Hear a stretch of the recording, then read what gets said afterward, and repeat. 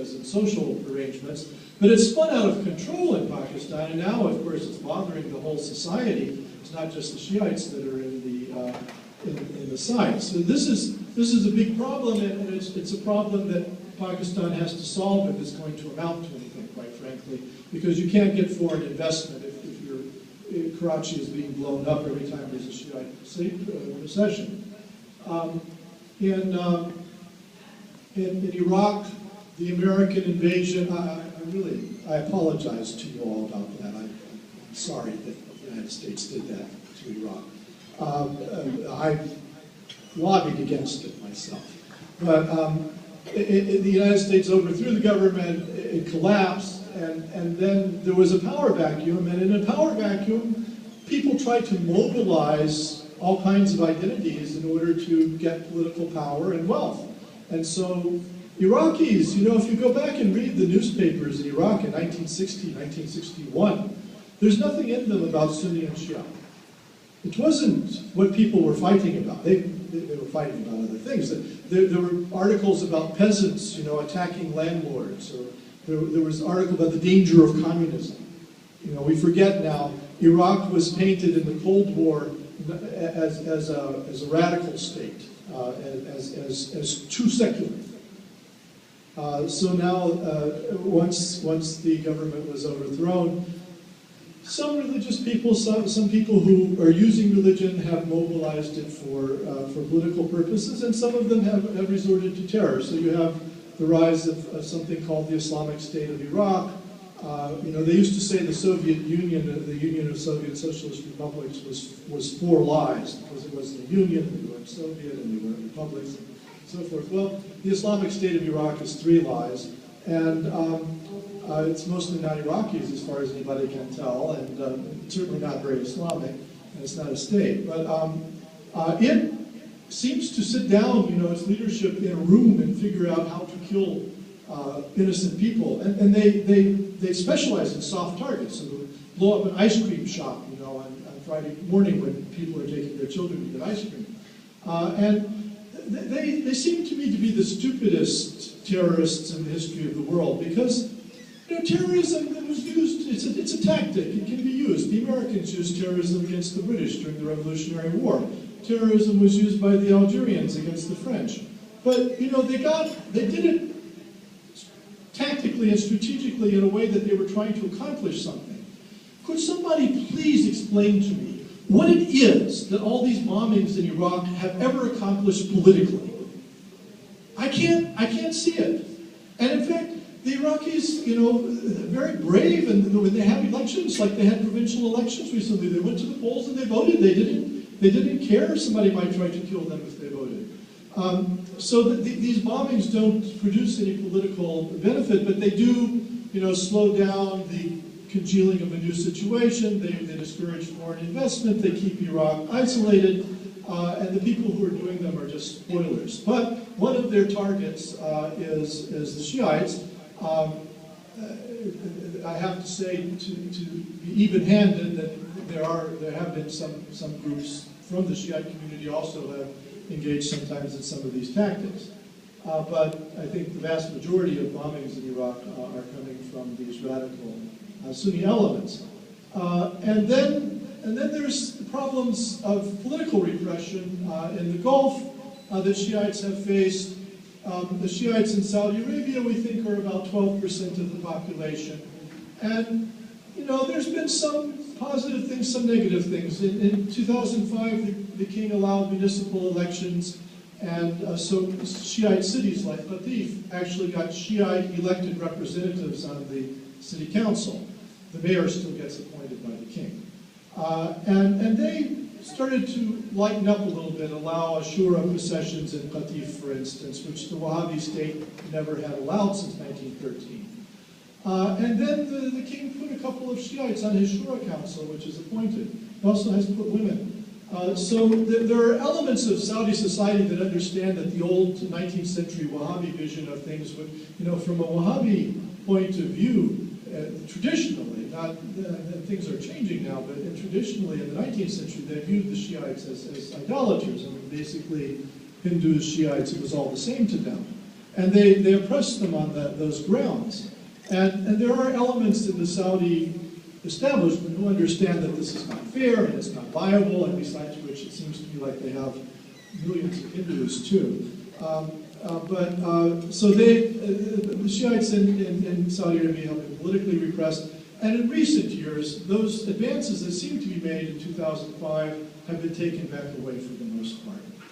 And I think especially the Arab Spring scared the Saudi leadership, and then the Arab Spring plus Iran's possible influence and so forth has frightened them and made them much less adventurous and much more rigid. And then, as part of the Arab Spring, you had the demonstrations in Bahrain, which were done by a whole range of people, including the Shiite majority, but also the Wahd party, which is a Sunni party, joined in. And they wanted a constitutional monarchy for the most part. That was the demand. You know, the Bahrain Shiites are Arabs, and they fall into two groups. The majority of them in the villages of Bahrain are what are called Baharna, and they've been there since Dilmun. I mean, they're a very ancient community, and they're Arab Shiites. And most of them, by the way, are Akhbaris, as far as I can tell, and don't accept the Usuli school and Ayatollahs and so forth. And then in Manama, there's the descendants of the Iranian merchants called Ajamis, who do tend to be Usulis and follow the schools of Najaf and Qom and so forth. But the majority of Bahrainis are Arabs, and they're kind of nativists. And so for the monarchy in Bahrain to try to paint them as agents of Iran, it is very ironic, because you couldn't get more echt Arab than the Baharna of Bahrain. So these various problems are facing the Shia communities in the Middle East, and they have, as I said, been one element in push migration to the United States. Next slide, please. In the U.S., the Shiites, right, from the 1880s forward, have been here, but have tended, where they were able to go to mosque, to go to Sunni mosques or to non-denominational worship centers, because they were just so small as a community, they couldn't sustain a mosque. And there were benefits in this. So I've done a lot of speaking to Muslim groups, and one time I spoke for CARE in Fort Lauderdale, and the enemies of CARE and the Israel lobbies tried to paint it as some kind of Hamas organization or something. And when I went to speak to the community in Fort Lauderdale, I got to know some of them, and I said, "Where are you from?" And one said, "I'm from Bombay." And I said, "What's your background?" He said, "Well, I'm a Bohra Ismaili." Then I thought, well, that doesn't sound very much like the image that's being painted of CARE, of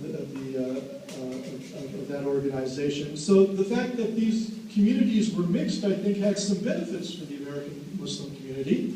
But of course, sometimes Shiites found themselves disadvantaged in Sunni mosques.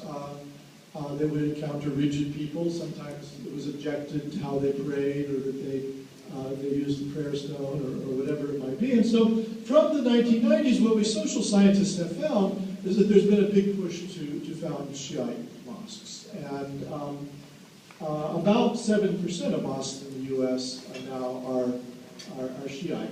That doesn't foreclose Sunni Shiite cooperation and a whole range of levels. And probably on the West Coast, a much greater percentage of the mosques are Shiite than just 7. Next slide. And in fact, there's been a movement among Muslims in general in the past 2 decades to found mosques and build them. And even in the past 10 years, since 2000, there's been a 74% increase in mosques in the United States. So they've gone up from 1,200 to 2,100 just in this period. And so 7% of 2,100, I'm saying there are probably about 150 or so, particularly Shiite mosques. That beautiful building, by the way, is in Tempe, Arizona. Next slide.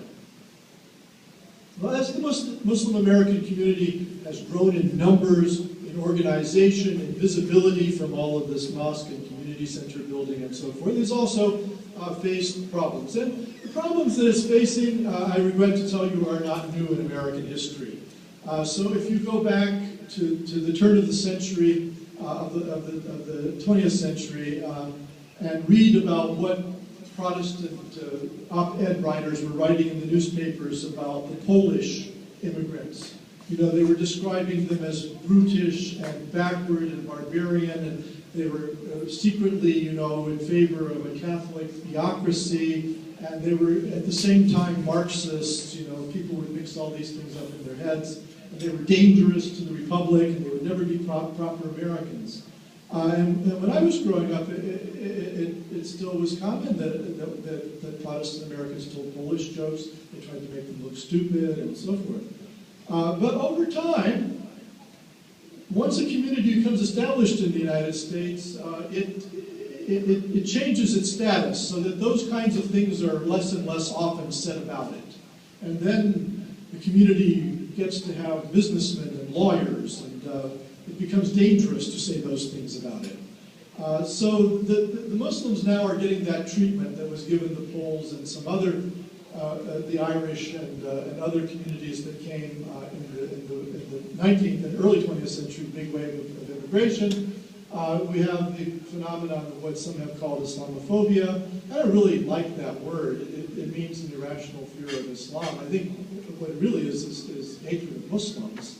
And it's bigotry is what it is. But we see it now in our politics. I'm very suspicious about the rhythm of this Islamophobia. You know, it breaks out every 2 years, around the time that there's an election. Did you notice this? There was a wave of it in 2006, 2008, 2010, the controversy over the New York Community Center was 2010. And Rick Blasio, who was running for governor, was using that politically. Then you get it in 2012 with Romney's statements. And some of the candidates for the standard bearer of the GOP said the most outrageous things about Islam and Muslims. So I think it's really instrumental.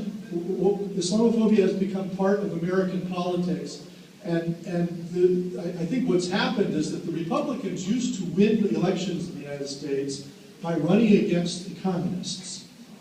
Now, there were only ever 50,000 communists in the United States, but apparently, if you ran against them, you could win elections. So Dick Nixon became a congressman for the first time by running against communism. And this worked for them all through the Cold War. Then, unfortunately for them, in 1991, the Soviet Union collapsed, and nobody took seriously the communist threat anymore, and the American people, you know, elected a Democrat to the White House for the first time in a long time, Bill Clinton, and I think the Republican scaremongers were really quite disturbed that they had lost communism. So I can't tell you how happy they were when they discovered Islam, because then they could just use it the same way that they had used communism.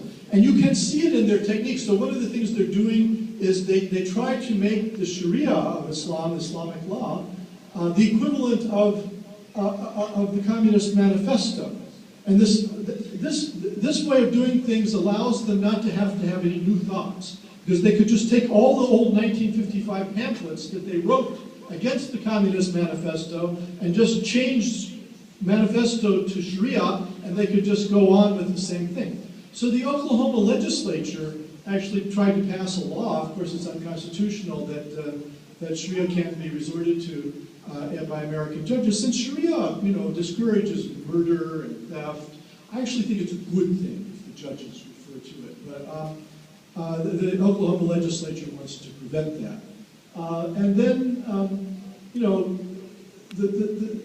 some of the evangelical preachers, some of the Israel lobbyists, they put out these outrageous statements about Muslims.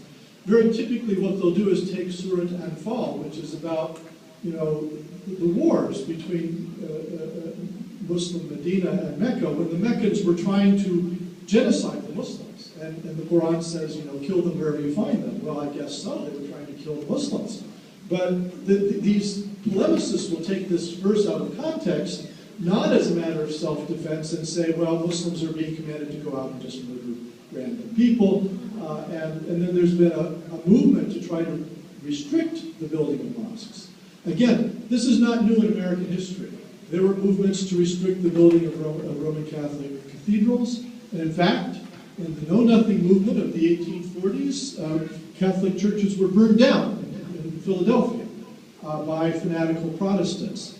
So, the United States has a long history of intolerance, and when you came here, you got involved with us, so now you're in the same boat. But I think the main thing is that Islamophobia has become wrought up with American electoral politics. I think it's a very temporary thing because, in some constituencies, Republicans are going to want Muslim votes. And in fact, you can see this in New York, where 800,000 Muslims live in New York. And so you see Mayor Bloomberg often will take the Muslim side because he wants their votes. And this is not maybe, he's maybe a good guy and he would do this anyway, but I think there's maybe a calculation there too. Next slide. Internally, that's an external challenge. And internally, all immigrant groups in U.S. history, have faced certain problems. How far do you go in becoming an American? This is a question for American Roman Catholics. The Pope says you're not allowed to use birth control. American society is all about birth control. So how far do you go? Every community, every individual has to make this decision how to navigate between the inherited values of one's religious community and living in, frankly, a secular consumer society. And so that's an internal challenge for the Muslim Americans and for Shiite Muslims. There are two poles to this. One is to go whole hog and just completely assimilate and give up whatever tradition one had. Another one is to become very isolated and become like the Amish and kind of close out American society, not have telephones and so forth. And both of those strategies are adopted by people over time. Then there are issues in self-definition. The Shiite community itself, it's got Iraqis, it's got Pakistanis.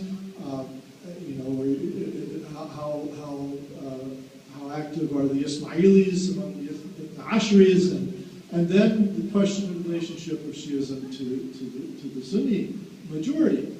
But most successful immigrant groups have managed to strike this balance. I don't pretend to tell anybody which balance to strike, but I can say, if you look in the history of America, what groups have managed to retain a certain amount of their own identity and yet have flourished in this country, become powerful and wealthy and influential and so forth, they have struck that balance. So I think that's the key thing. And it can be done. The United States system has many drawbacks, but it is a system in which talent rises to the top and in which at least a discourse of tolerance is promoted. So there's something called a civic religion in the United States that when politicians speak publicly, they tend to talk about God rather than about Judaism or Christianity and so forth. And there's no reason why Islam can't be inducted into that tradition of civic religion. In fact, you can see it already happening, the president having iftar dinners and so forth. Next slide, please. So if we look out at how the community has been dealing with these various challenges, one thing you can see in the community is a certain amount of outreach. Polling, by the way, of Islamophobic views among Americans shows that where an American respondent to one of these polls says that they know a Muslim individual, they have a more favorable view of Islam. So ignorance of the community, not knowing anybody in it, promotes fanaticism and negative feelings.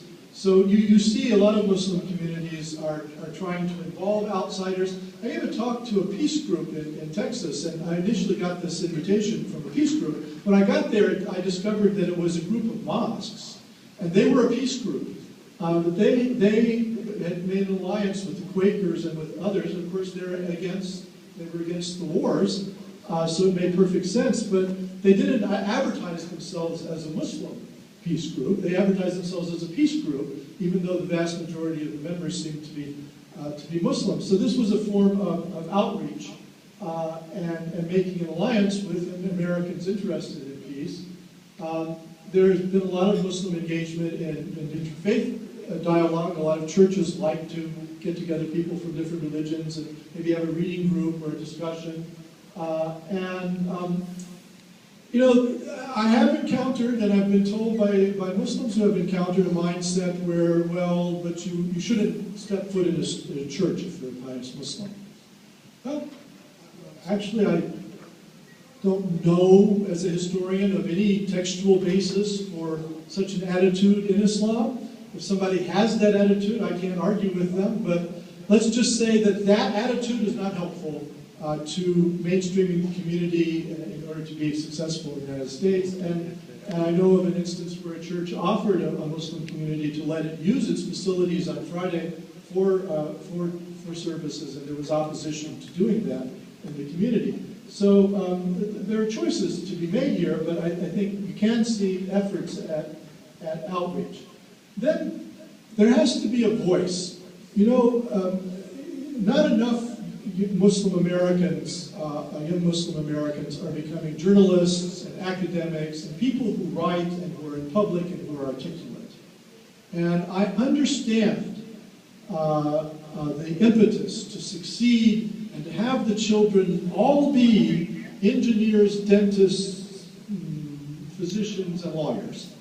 But I have to say that if you only have professions in the community, then you don't have the people who look good on CNN. You have to have somebody who's been trained to speak in public, who's been trained to reason about history and society, and journalists and academics are among them, and we need more. I would be very happy if my successor in this chair at the University of Michigan in modern Middle Eastern history were filled by a Muslim American.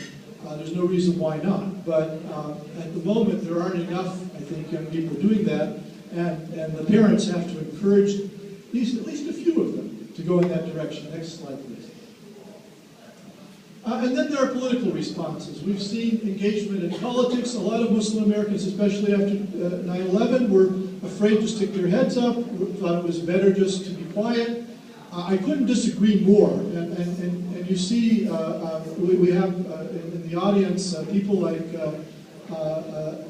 Sayyid Hassan Qazwini and Salam Mariyati, who have put themselves on the line by being public, and this is really, it seems to be very important.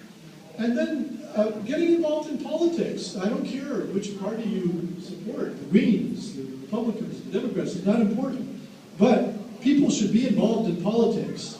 The United States is a society which says it's a democracy, but it's not an automatic democracy. It's not like in Australia where if you don't vote, they think that's weird and they fine you. In America, oh, don't vote, nobody cares. But if you don't vote, then nobody will care what you think. Politicians are looking for votes. If you regularly don't vote, then you're not part of the democracy. You might as well be living in Bulgaria if you don't vote. You not only have to vote, but then you have to go to their offices and sit in them and say, I voted for you, and your policies on this issue don't please me. You have to make yourself known to them. So there needs to be more of that, and of course, there have been Muslim Americans. We have 2 Muslim Americans in Congress now. Keith Ellison is very prominent in this regard. We need more. And you can say, well, the Muslim Americans are a small community, you can't expect them to have more. There are lots of communities in the United States who are very small, who have disproportionate representation in politics. So be like them. Then I think a certain amount of self-defense is necessary given this atmosphere of intolerance and Islamophobia. And so you have the Arab American Anti-Discrimination Committee, which hires lawyers. to defend Muslim Americans or Arab Americans when they are discriminated against in the workplace. And the more of that there is, the better, because the United States works by property. John Locke and Thomas Jefferson, their idea of what a democracy was it was rooted in property. And so where a tort can be shown to be committed against somebody, then the system will work for you. And finally, you see a great deal of ecumenical Muslim activism, as I said, involvement in interfaith dialogue, but also across Sunni and Shiite barriers in this organization and in Islam's organization of impact and in others. And I think that's all to the good. So the challenges are great, but this is a magnificent moment. The United States is a tapestry. It's like a Persian rug. It has all kinds of colorful threads woven through it, and the threads, if you stand back, you can see that they make a beautiful picture. And so the Shiite Americans are now weaving one more thread into this tapestry, and you know when the carpet is really good, it's double knotted. So it's only when everybody pitches in that you get the really beautiful double knotted carpet, and that's the contribution that the Shiite Americans now can make to our country. Thank you so much.